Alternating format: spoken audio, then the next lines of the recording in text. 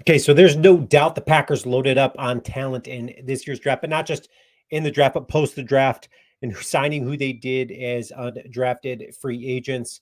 In this video, I want to talk about a pick that is going to blow people away. So let's get into it. The obvious excitement pieces to just look forward to watching this year. Obviously, offensive lineman Jordan Morgan, where is he going to play in the offensive line? Is he going to stay healthy? He shows signs a lot like David Bakhtiari. So what are we going to see? What level of talent is going to bring year one to the Packers offensive line?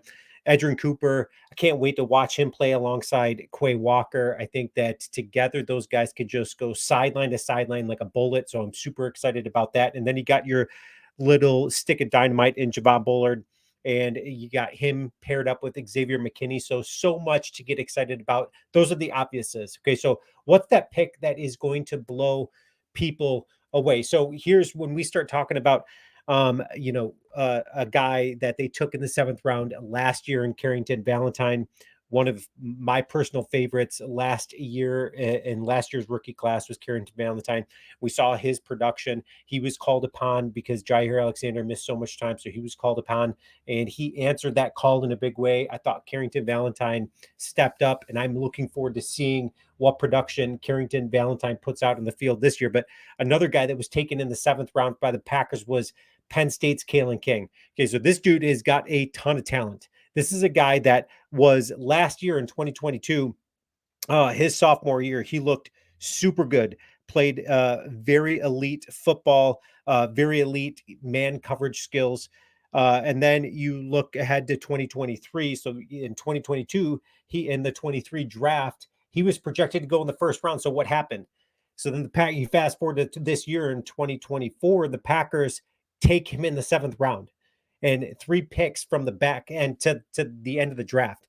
So why on earth did a guy like Kalin King fall? Did okay? So you can liken it to a couple of things, but I think it's majority of really one thing. But um, you look at how he played last year, and he just didn't look as confident in his assignments.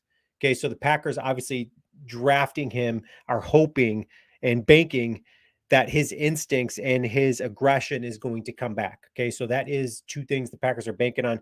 But you look at his combine, and he ran a very slow combine, running a 4.6. Okay, so I think that's not indicative to how quick this guy truly is. I think, but he's a slower corner. I think at best he's like a high 4.4, so a 4.49, somewhere in that ballpark. 4.48 is what you can expect out of Kalen King, but this is certainly going to change, his trajectory coming into the NFL.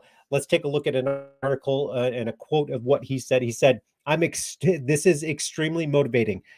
Not going where you thought you would go, seeing all the names being picked ahead of you, just enduring all of that. I felt like it put a chip on my shoulder, a permanent chip on my shoulder that I've got to keep there. I felt like the Packers are going to get one of the most competitive guys in the country, a tough corner, physical corner who's going to give 100% effort around the field at all times and make as many plays as possible, and doing that at 100%. I love the quote. I love the chip on the shoulder out of Kalen King. And that chip on the shoulder may just be what separates him from a lot of rookies out there. Again, just 1 year ago removed. This is a 1st round talent. And then you fast forward, and now he's taken near the back end of the 7th round. Again, Packers taking a corner last year in the 7th round in Carrington Valentine, who I thought was brilliant. I really liked his instincts. And you can say the same thing about watching film on Kalen King at Penn State. He's got great instincts, very tough corner out there. He played very good man in 2022, not as good man in 2023. So with the Packers, you might say maybe in zone coverage or even a box safety, something like that. I'm curious to see where Hafley ends up putting him, but let's take a look at a highlight of just some of the instincts in his ball tracking abilities right here that we see in this video. Great coverage, sees the receiver turn. He turns, makes a great catch,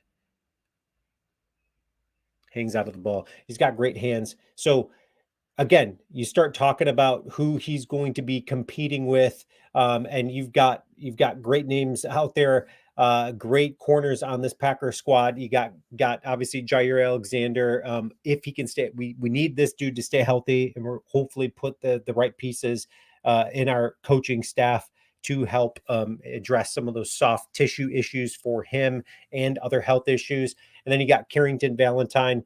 You got Eric Stokes, another guy who had a lot of soft tissue issues. If this dude can stay healthy, he's going to be a nightmare. And then you pair that with Kalen King. That's just a lot of talent, a lot of pushing each other to get better. So I'm super looking forward to seeing what Kalen King brings to this Packer defense. This dude is going to have a chip on his shoulder, and I think he could blow people away with his talent. Leave your comments. Let me know your thoughts and what you think of Kalen King. Go Pack Go.